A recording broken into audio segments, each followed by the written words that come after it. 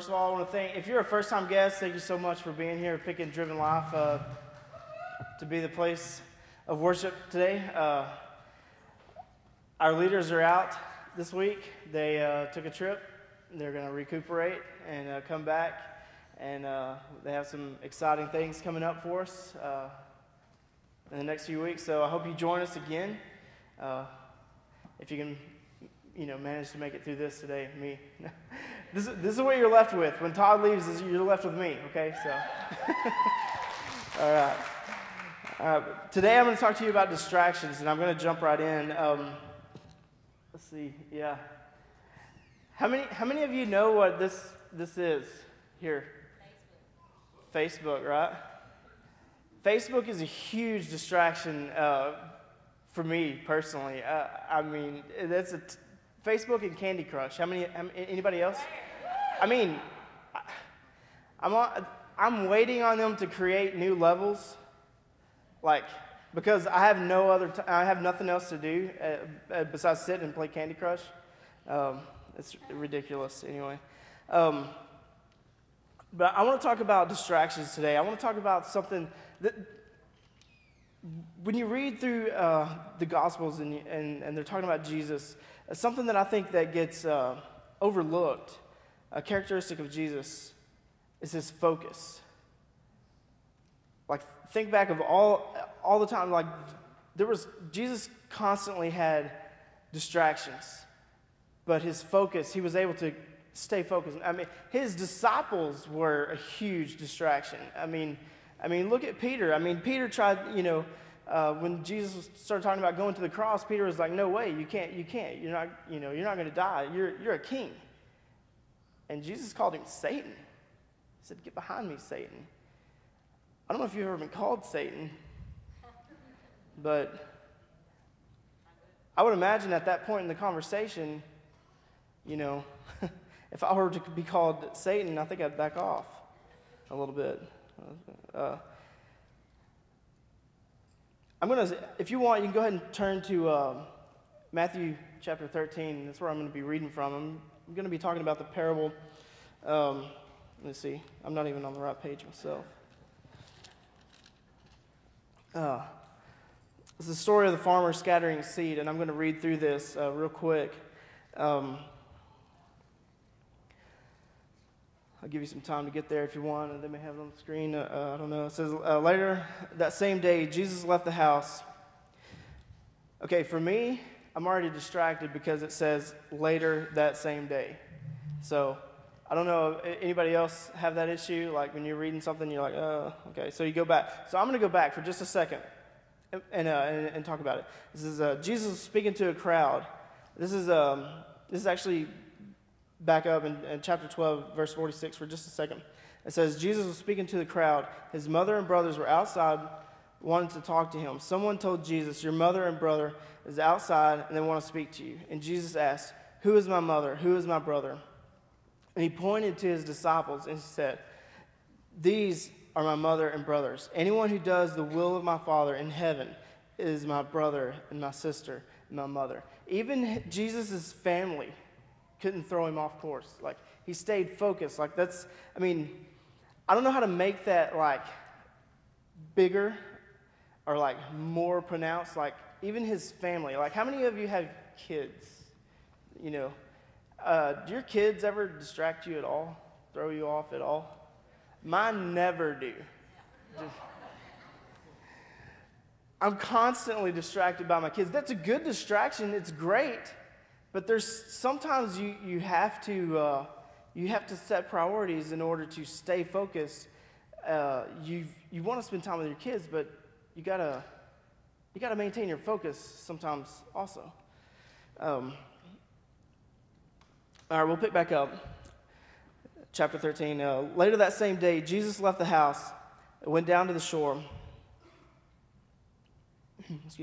Where a large crowd gathered. He got in a boat where he sat and taught as the people listened on the shore. He told many stories such as this one. A farmer went out to plant some seed. As he scattered it across the field, some seeds fell on a footpath, and the birds came and ate them. Other seeds fell on shallow soil and with underlaying rock. The plants sprang up quick, but they soon withered beneath the hot sun and died because the roots had no nourishment in the shallow soil. Other seeds fell among thorns and shot up and choked out the tender blades. Some seeds fell on fertile soil and produced a crop that was 30, 60, and even 100 times as much had been planted. Anyone who is willing to hear should listen and understand. So anyone who is focused, anyone who's in this, like, you always hear anyone that has like the spiritual ears and the spiritual eyes will hear and understand. Like anyone who's focused on the word, like you can understand. And I'm going to skip down to verse 18. Where Jesus starts explaining the parable. He's kind of having like an after school like tutoring session with his disciples because they didn't get it. I'm that way also, so it's okay if you're that way. Sometimes I have to have it like repeated and repeated and repeated because I stay distracted. I can't, I'm already distracted. You see, like. Anyway, Jesus starts talking. He says, now here's the explanation of the story. I told about the farmer sowing the grain. The seed that fell on the hard path represents those who hear good news about the kingdom and don't understand it. Then the evil one comes and snatches the seed away from their hearts. I want you to think for a minute.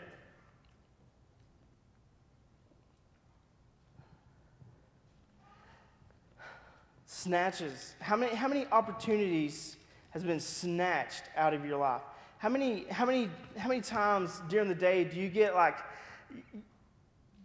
the opportunities to talk to someone, to share to someone, help someone, come about, and you totally let it get snatched out with something to distract you, and you just let it go. You miss the opportunity to help someone. There's so many times. I'll be driving down the road and I'll see someone like on the side of the road, and obviously they're trying to fix a flat or change a tire or something, and I'm like, oh yeah, opportunity missed, right? And it's my fault, and I usually always feel totally guilty after I pass them because I don't know why, but God picks on me with that because I always feel like God's telling me to stop and help them, but I'm like, well, I've got somewhere to be, I've got stuff to do, I've got things of my own, and then I think like Peter had the ways of man, like that's why Jesus called him Satan. Said you have the ways of man in mind, not the kingdom of God.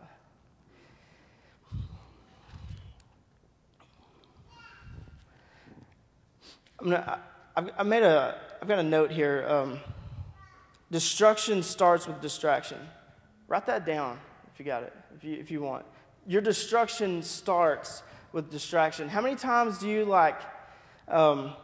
you put this plan together, like God tells you to do something, and you get going, and everything's going good, and then something pops up, and all of a sudden, it's gone.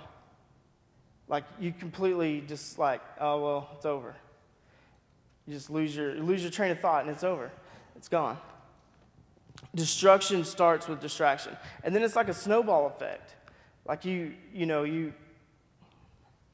say, okay, say every morning I'm gonna have a quiet time. I'm gonna pray. You start praying in the morning, and or you start reading your Bible or whatever, and then all of a sudden your work schedule changes, or your boss calls you in, or something, or your wife won't stop talking to you when you're trying to read, or your kids won't leave you alone when you're trying to do something. You have to go and lock yourself in the bathroom or something so no one can get in, so you can just read or just have a moment of peace without any distractions. But something changes, and then instead of picking back up, the next day, it's like you already forgot what you started. Can anybody else relate to that? Do you know what I'm talking about? 'Cause the distractions are deadly. I mean, they're deadly. When we start a routine or we start something, and they're deadly. There's so many things that come up and just change our mind, change the direction of our mind. So the next one, oh yeah, this is something else I thought. You always hear this parable talked about, like these are the people, like the soul represents the people. Have you ever heard, has anybody else heard that parable taught? Like the different souls represent different people. Like, you know, some like hear the word, but they just completely ignore it. Some like, they you know, like get all excited and they're like, maybe get baptized and they're volunteering for everything and then like the slightest little thing happens and then you never see them again. Anybody, I mean, you know what I'm talking about? Like they, some, like the thorns choke them out. Like they talk about, oh yeah, I'm gonna start going to church and all this, but they can't let go of the stuff of the world. They can't let go of their money. They can't let go of, you know, oh well, I can't stop doing this. If I go to church, I got to stop doing this. Well, that's not fun, you know. But what about this? What if the soul isn't like the different types of people? What if it's like what if it's like the condition of our heart? Like, what if throughout the day you can be each one of those? What if, like, you get up in the morning, everything's going good. Hey, you know, it's a good day. You're under work, sing along with the radio, and then all of a sudden someone cuts you off, and then you're like, well, this jerk, you know, am I the only one? Am I the only one? Like, okay, I have this job, and I drive to Irving every day. And I don't know if anybody else has been on 635 recently. Does anybody else go around 635 at all, ever? I'm the only one? It is ridiculous. It's a circus, like just trying to get around 635. I mean, it is a nightmare. I try to avoid it at all costs, but there's always a wreck downtown, so I have to, it's either fight the traffic downtown or go around the circus of 635. And if it's one of you, I'm sorry, but you should change the way you drive. I mean, it is ridiculous how fast people think they've got to go. I drive all the way down 20, and I cut through, go through Forney, Mesquite, and at that point, it's usually pretty smooth, other than I can be driving 75 from the moment I leave Grand Saline or Canton, whatever, right here on 20. I can be driving 75 all the way to Mesquite if I want and not have to worry about getting pulled over because I'm still the slowest one on the road. I mean, it's crazy. I mean, I usually don't drive. I usually try to back it down, especially through Forney. Anybody? Better watch it. They will get you. I usually try to, I'm 65 maybe at the most, but like I feel like someone is gonna just run me straight over if I'm not driving 75. Sorry, that's a distraction. See, I totally went off on something that had nothing to do with anything else. But see, what happens is like my day can be going perfect, and then by the time I get to Irving or get around 635, I've had so many issues already, like with the way, and I usually just, I can't let it bother me. I can't. I have to drive that every day. Otherwise, I would have gone crazy and you would never see me ever again. But that's what happens. Like your day can start out just fine, and then the slightest little distraction, someone cutting you off or the speed or whatever, and then the next thing you know, where is your mind? Where is your heart? Like all of a sudden there's anger, there's frustration, there's negativity built up in you. Do you know what I'm saying? I mean, can anyone relate at all? Am I the only one? Yeah, road rage. Listen, guys, I had a cousin killed not too long ago over a road rage incident. And there's two things you learn, our family learned about this. always wear your seatbelt. He wasn't wearing a seatbelt, and had he been wearing a seatbelt, he probably would have made it, but he wasn't wearing a seatbelt. No one in the car was wearing the seatbelt, actually, and they weren't even going that fast, but they had a road rage incident with him and some other guy that they had beef with at school or previously or whatever, and anyway, he ran off the road. It killed him and his passenger, and the third passenger is probably never walk again. They said he doesn't even know where he's at. He doesn't even know. I mean, he's out of it. It's not worth it, okay? I'm not trying to harp on you. It's not worth it. I have 2 little girls, and we have a trampoline, and not too long ago, we were jumping on the trampoline, and we had jumped for a little while, not very long, but to the point I thought I was about to die.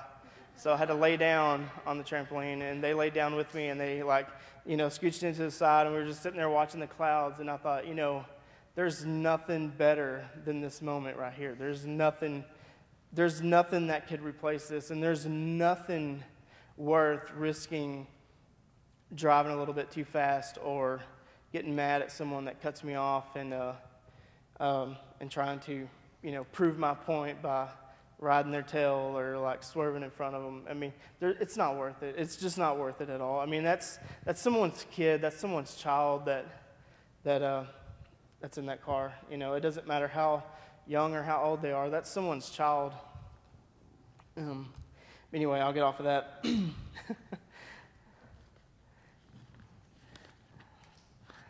But I want you to think about like the conditions of our heart. I'm sorry.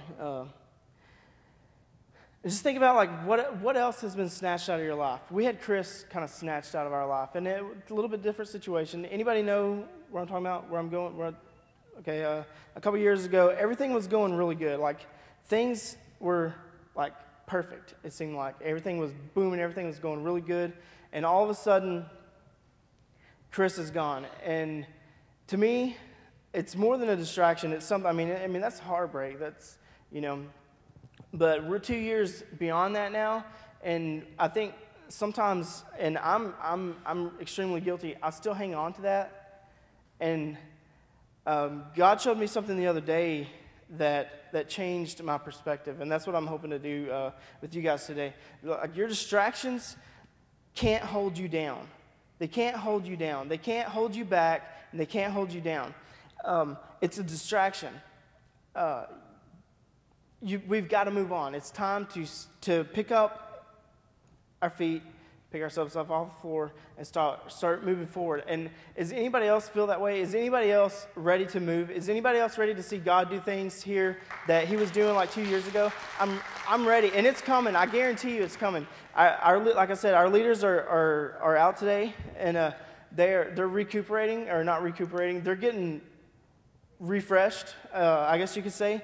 And I can guarantee you, we've had some meetings recently, and there's some change coming. There's some things going to happening, and I'm excited. I'm extremely excited about what is coming next and what's coming next week. I'm ready for next week already, and I haven't even talked to anybody this weekend. But anyway, I want you to think about this. Opportunity snatched out of your life. What about this? What about like when you sit down and have dinner? And does anybody even have dinner as like a family anymore? We try to have dinner as a family every so often, as much as we can. I mean, growing up, we always had dinner as a family, and I felt like that was an important time because that was when the family like actually talked and like shared and stuff. And usually it was like I was getting in trouble about something, but like I look back now, and that was an important time. And like you think like now, like instead of like talking with your teenager or your child because they need attention, we're looking at Facebook with our thumb on our phone on somebody that we don't really even care that much about, and our kids are starving for attention, and they're always in trouble, or they've got issues, and we can't even give them a few minutes to let them vent or to explain something to them or life. And to me, and I still have Facebook on my phone, and it should be off. And Candy Crush, because I find myself, Candy Crush is terrible. Facebook I can do without, but Candy Crush, like I can't help it. I don't. It's like, I mean, it's like I can't. Like I pull out my phone and there's sometimes I'm pulling out my phone. I want to look at my calendar to see what's up, but instead I accidentally swap over and hit Candy Crush. It's just like a more natural habit. And I can't get out of it. So I told my wife, I was like, I need to delete this stuff off my phone, but I don't know that I can do it. I think the only option I have is to leave my phone at home or get rid of it or lose it completely, because if I delete it when I get to work and I have some downtime, I'll just be like, oh, I'll just re-download it and start over, you know? And I'm going to tell on myself a little bit, like, we have this routine at the end of the evening when it's time to go to bed. Like it's time for the kids to go to bed, and they go to bed. And I like to sit and watch TV for a little while. I like to sit in the bed and just watch TV or play Candy Crush. And a lot of times the TV's going and Candy Crush is going, so I'm not really watching the TV. It's just there for comfort or background music or whatever. And so I'm playing Candy Crush, and my wife is usually talking to me, and I'll be like, what was that? And I totally missed what she just said because, I'm playing Candy Crush. And, I think if I deleted that or didn't have it or didn't play it in important times, she would probably like me better. There's probably things that I would probably benefit more from it. And I think we all have something. I guarantee you, if it's not Candy Crush or Facebook or Twitter or Instagram or something, we all have it. I mean, we all have something. I guarantee you. Or a TV show. There's TV shows that people. Now, I used to be. I'm a little old school. I used to be a major Friends fan. Anybody else like Friends? And I always watch Friends, and it got to where I would just have it on. I wouldn't be watching it. I'd be doing other stuff in the house, but I would have it on because I felt like if Friends was on and it was playing and I could hear them talking and stuff, then I felt like I had friends over. Because see, and I don't know if anybody else this of another Facebook issue. I posted something. I wanted to hang out one night, and Aaron was sick. The girls were sick.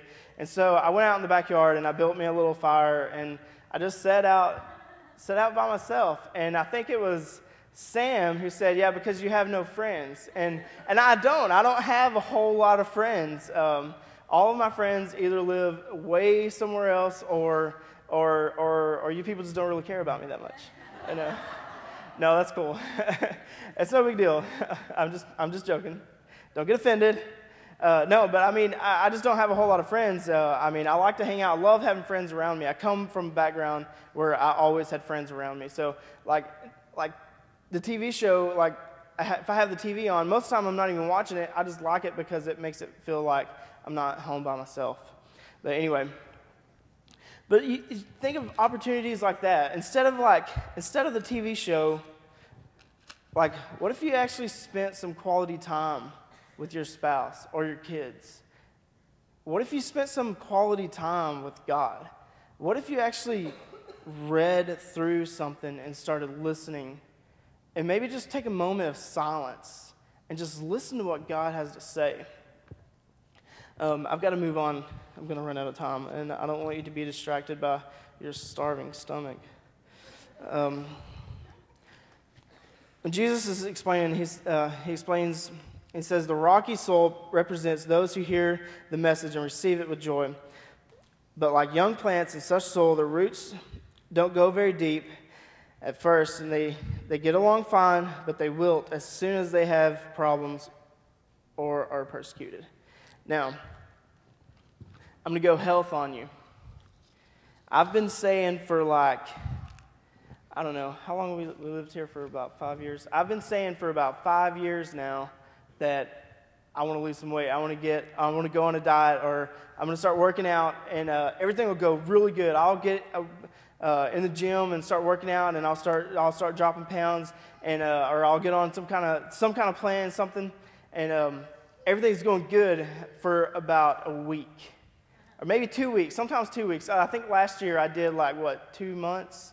I mean, and everything was going really good. I was losing weight. I felt good. I felt better. Everything was good, and then no root, just stopped. And I didn't reach my goal. I didn't get what I wanted to get. Anybody else? Am I the only one? Okay, it's okay to be excited, and please speak back to me, because I love it, because I like knowing that you're out here, that I'm not the only one. I mean, I'm terrible at thinking, I want to play, I've played bass for a long time, and I want to play guitar. And I'll think, okay, I'm going to sit down and I'm going to learn some of this stuff, and I'm going to show Jeremy, finally. And it never works. I mean, a couple weeks maybe at most, and I'll learn something cool, and I'll be like, hey, check this out. And he's like, oh yeah, and he just does it better. Like a punk. God. Anybody else have that? No? I mean, you have these things that you want to do, or these ideas. Maybe a small group. You have this idea of putting a small group together, or a prayer group, or something. And it starts out good, but then something happens, and then you don't meet the next week, and you say, oh, well, we'll meet the next week. Oh, well, we'll get together the next week. Or maybe it's just a friends group, or just a hangout group. They're like, oh, well, we can't, so-and-so's got, Little League this week. We'll do it next week.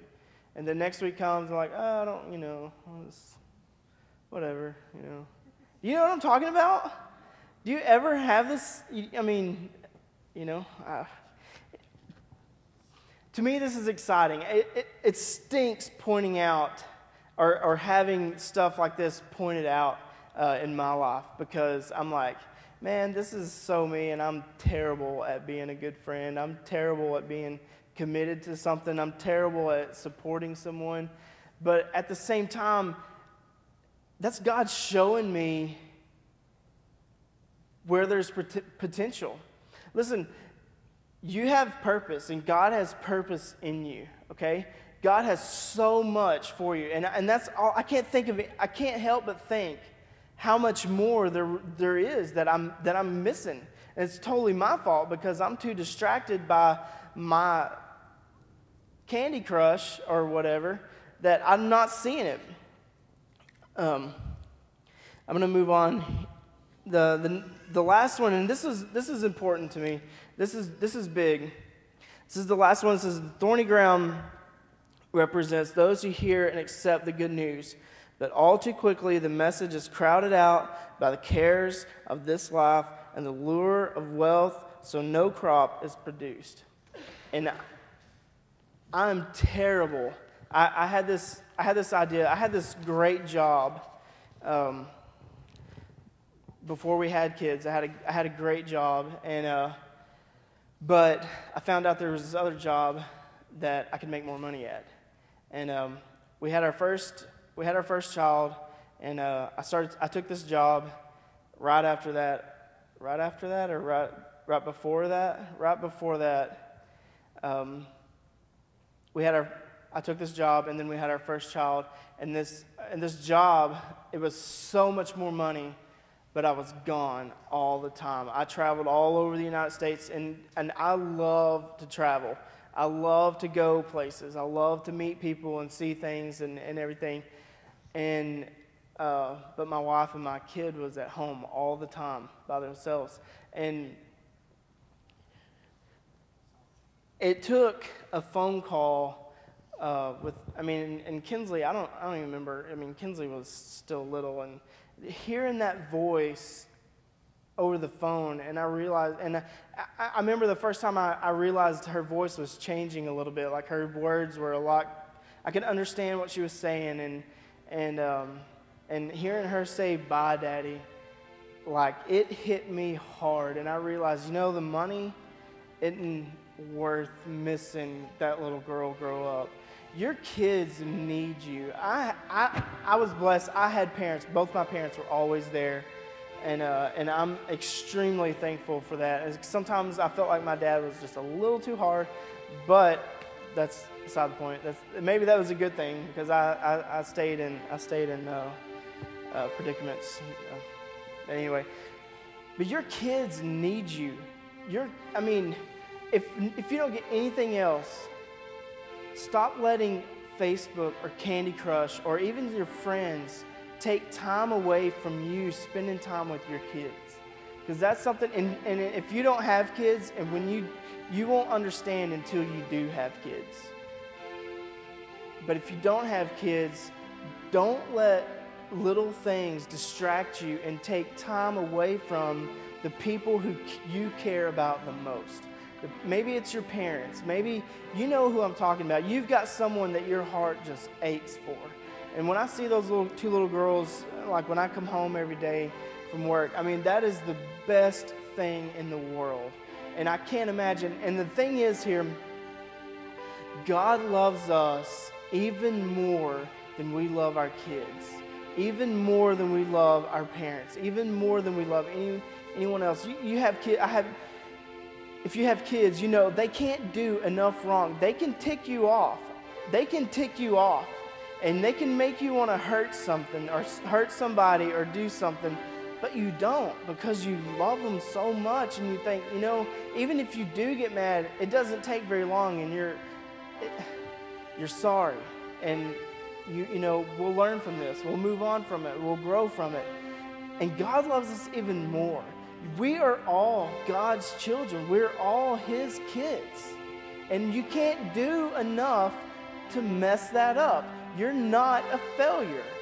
No one here is a failure. God has purpose in you, and He's here to do things in this world with you guys, with you, not just me, not with Todd, not with just the band, with you guys, with the volunteers, with outside.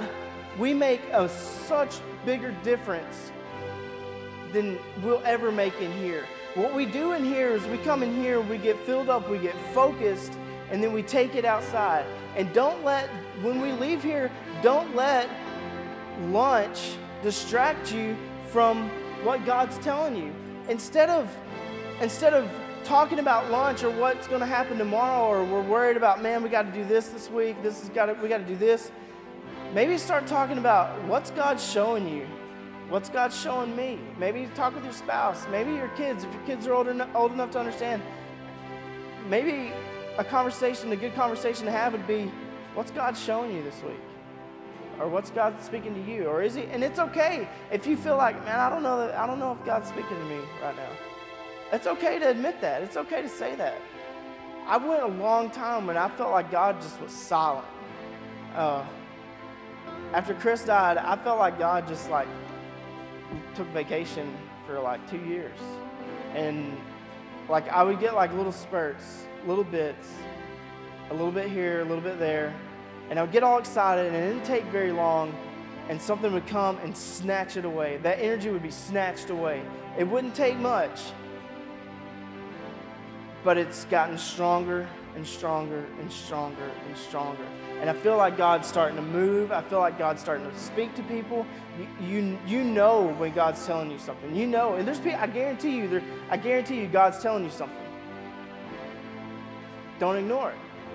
And don't let the little things take that away. Stay on it. And if you're not sure, but you think, I think God's telling me this, just don't let it go. Keep focusing on it. God's telling me this. But I don't know what to do with it. I don't know how to go. I don't know what to do. I don't know what to say, but God's telling me this. But I'm going to keep focusing in on that, keep praying about it, keep asking, and keep listening. Keep giving yourself time to hear from God. Give yourself a moment of silence. Give yourself some peace so God can speak to you. I thank everybody for coming out. We're going to play one more song, and this is what I want to do. I want you to just let go. Just let go. Just completely let go. And just, what's God telling me? What is God telling me? And just listen. And if you don't want to stand, you don't have to stand. You can stand if you want. You can raise your hands. But I encourage you to pray and ask God, what is God showing you? And I guarantee you, God is moving. And God is moving in the weeks to come. I can't wait to see I'm ready to see people excited again. I'm hurting to see people excited about God. I'm excited to see people's lives changed. There's life change going on. I guarantee it. I guarantee you somebody has a story. If you have a story, we love to hear it. We love to hear it. You can email or you can, whatever, drop it in the box or whatever. We love to hear your stories. But God's moving, and I encourage you to just let go and let God speak to you. Let Him move through you this week.